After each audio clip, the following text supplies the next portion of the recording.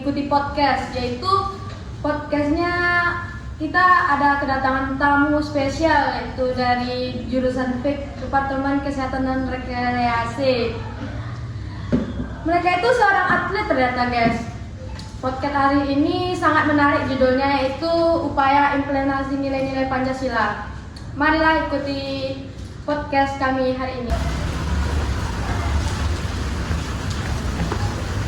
Bang, jual. Bang, lagi istirahat aja, Pak? Iya bang, ini lagi istirahat nih, olahraga. Anak, kau di mana abang nih? Kami anak prodi ilmu keolahragaan. Anak atlet nih. Abang bisa ikut kami, Bang? Tanya podcast tentang Pancasila. Boleh bang, boleh. Boleh? Ayo, Bang.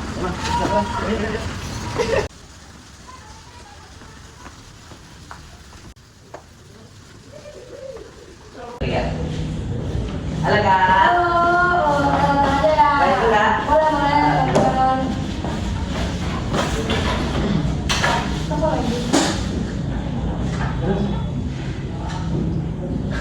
Oh, siapa namanya? Boleh kenalan dulu. Oke, Kak. Nama saya Kak Galip. Kalau kenal, Saya Rizky Julian kak. Saya Fajar Juli Harman, Kak. Nama saya Igor Zahid kak. wah, kalian mau ikut podcast ya? Iya, Kak. Oh, boleh.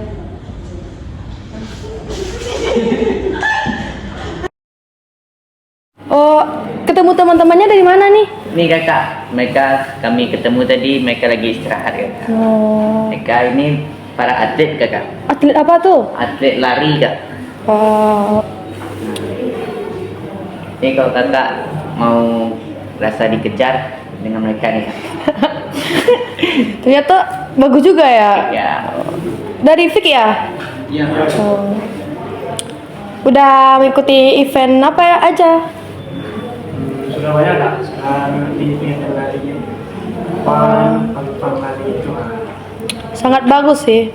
Kan di sini di Padang ini cuman kampusnya cuman ada yang olahraga cuman di UNP aja ya, kan. kakak. Kak, baik. Nah,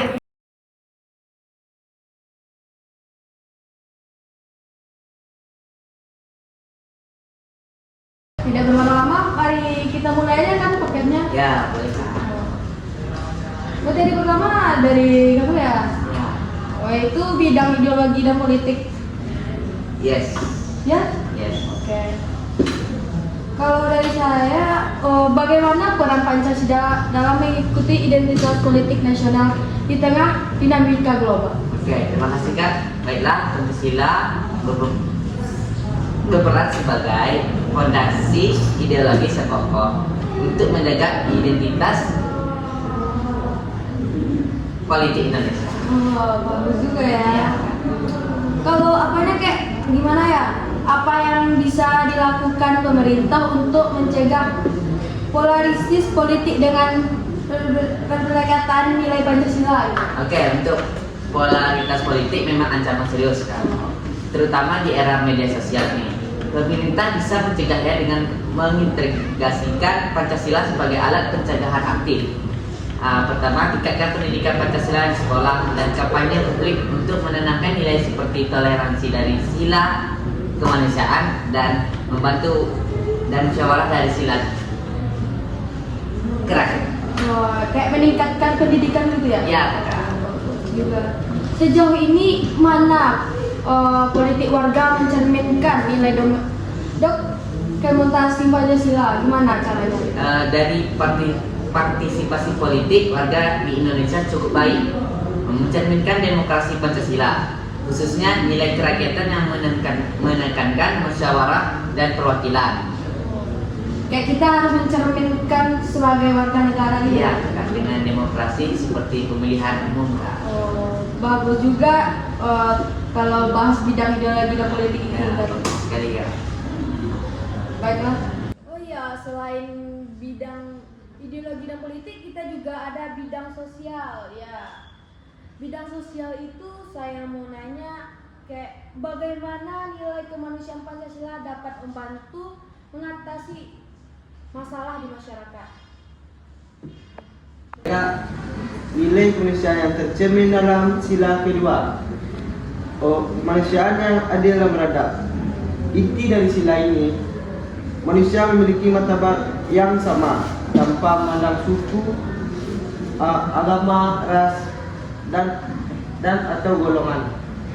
Ternyata kita harus mencerminkan pengakuan bahwa setiap manusia memiliki martabat yang sama ya. Ya.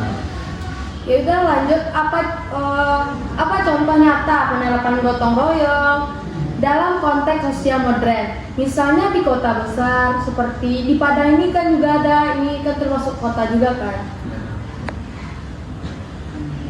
Oke Kak, beralih ke sila 1, khususnya mengenai konsep gotong royong yang merupakan inti dari kearifan lokal kita.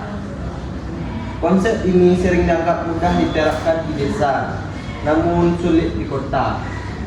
Di daerah besar yang cenderung individualistis. Oh ternyata kita pandang juga yang di kota ini susah banget ya untuk gotong royongnya, kayak beda dengan di desa-desa itu kayak bisa diajak masyarakatnya untuk gotong royong, tapi kalau di kota ini susah yang ngumpulin masyarakatnya. Oh ternyata gitu. Oh kita lanjut ke bidang berikutnya. Selain ideologi dan politik, sosial juga ada bidang budaya. Bidang budaya ini sangat menarik. Bagaimana nilai Pancasila dalam menjadi filter terhadap arus budaya asing tanpa menghambat generasi muda? Oh baik Kak, yaitu keseimbangan yang harus kita cari, dan Pancasila menawarkan fondasi yang tepat Kak. Contohnya Pancasila bukan tembok melainkan kompas, yaitu nilai-nilai seperti ketuhanan, kemanusiaan, persatuan, dan kerakyatan dan keadilan sosial Kak. Itu berfungsi untuk moral dan etika. Ternyata Pancasila itu berguna juga ya untuk kita yang masih muda pada sekarang ini. Zaman sekarang masa mudanya kan kayak kurang etika pada yang besar atau lah sepangkat sama kita juga kan. Terus apalah langkah strategi untuk melestarikan budaya lokal kita untuk masa muda di zaman sekarang ini untuk bisa menerapkan lagi Pancasila. Oke Kak, strateginya pelestarian di era digital harus berubah dari sekedar menjaga menjadi menggunakan dan mendistribusikan Kak.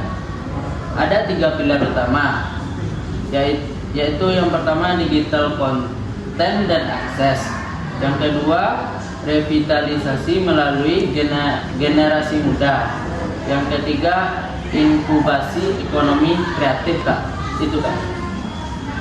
Baik, dari pilar tadi yang 3 tadi, coba sebutin aja contoh pilihan yang pertama tadi, poin yang pertama tadi tentang digitalisasi konten dan akses.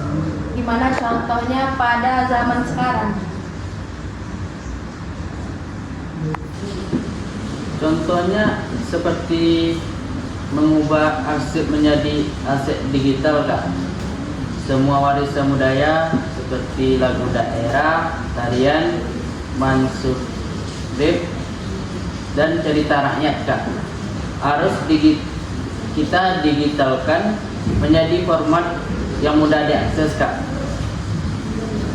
Yang kedua menciptakan platform khusus Kak, seperti mengembangkan aplikasi atau website interaktif yang dikelola secara profesional, yang berfungsi sebagai database budaya terlengkap yang bisa diakses gratis oleh pelajar dan seniman Kak. Ternyata di zaman sekarang juga kayak banyak yang canggih dari digital ini ya, seperti HP, internet gitu kan. Betul Kak. Nah, baiklah, dan bukan hanya di bidang budaya aja yang menarik, ternyata di poin terakhir ini juga menarik ya.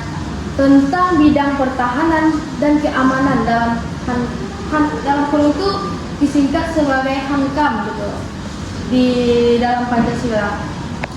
Baiklah, bagaimana Pancasila berperan dalam membangun kesadaran bela negara di kalangan generasi muda sekarang ini? Oke, baiklah Kak. Pancasila berperan sebagai kerangka ideologis yang membentuk karakter, nasionalisme, dan tanggung jawab warga negara. Nilai-nilainya menumbuhkan integritas moral, komitmen persatuan, serta partisipasi aktif generasi muda dalam menjaga stabilitas nasional. Melalui pendidikan kewarganegaraan, literasi digital, dan program bela negara, Pancasila memperkuat ketahanan mental generasi muda terhadap ancaman fisik maupun non-fisik, seperti radikalisme dan disinformasi. Baik, di pertahanan dan keamanan ini kan masa muda itu kayak cenderung tawuran atau gimana kan? Jika kita juga ada di bidang pertahanan dan keamanan itu, kita lebih mudah mencegah masa muda di zaman sekarang itu dalam bentuk tawuran itu. Baiklah, di tengah ancaman masa muda sekarang, bagaimana implementasi nilai persatuan dapat memperkuat ketahanan nasional bagi masa muda sekarang? Oke, baiklah Kak, dalam konteks ancaman siber, nilai persatuan Indonesia menjadi modal sosial untuk mencegah polarisasi dan fragmentasi masyarakat.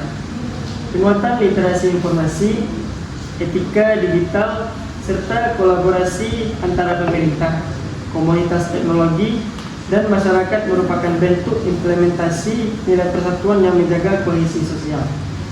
Dengan demikian, ketahanan nasional menjadi lebih resilient dalam menghadapi manipulasi informasi dan serangan siber. Ternyata kita udah di penghujung podcast saja. Bagaimana kita menjelaskan tadi materi tentang upaya implementasi nilai-nilai Pancasila. Dia itu juga ada bidang-bidangnya ternyata ya. Ya, banyak Kak. Dan juga cukup menarik sekali untuk disampaikan ke masa muda sekarang. Sekian itu aja kan kita bahas tentang podcast hari ini dengan materi yang sangat menarik. Ya. Gimana nih atlet-atlet setelah mendengarkan tentang materi Pancasila ini? Sedap kali Kak. Sangat tersentuh hati kami Kak. Supaya kami lebih baik lagi. Iya kan, kan kita juga kayak menerapkan bukan di olahraga aja, kita juga tahu tentang bidang Pancasila juga. Kita kan kuliah bukan di bidang olahraga saja, juga ada matkul yang lain gitu kan. Kita juga paham, walaupun kita jurusan kita olahraga, kita juga paham tentang Pancasila. Sosialis, bersosial. Nah, bidang sosial juga. Itulah gunanya kita mengikuti podcast hari ini. Ya, betul Kak. Apakah adakah rasanya beruntung gitu, kayak wah ternyata yang mengikuti podcast ini adalah ke diri kami agak kagum juga lah gitu. Ya, ada Kak. Seperti kami telah mengetahui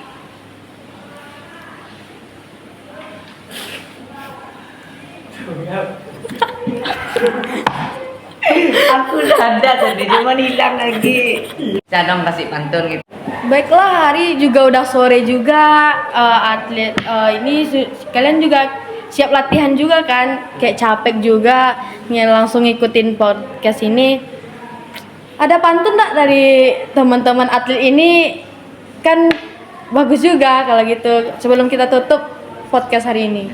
Oh, ada Kak? Bukan saya berpantun. Oh, boleh. Hidup sendirian tak pakai kasih. Sekian dan terima kasih. Oh deh, bye-bye.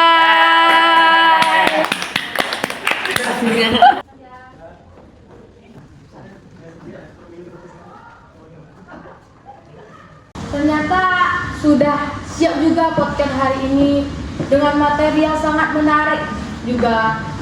Ternyata atlet juga tahu tentang Pancasila, gitu kan.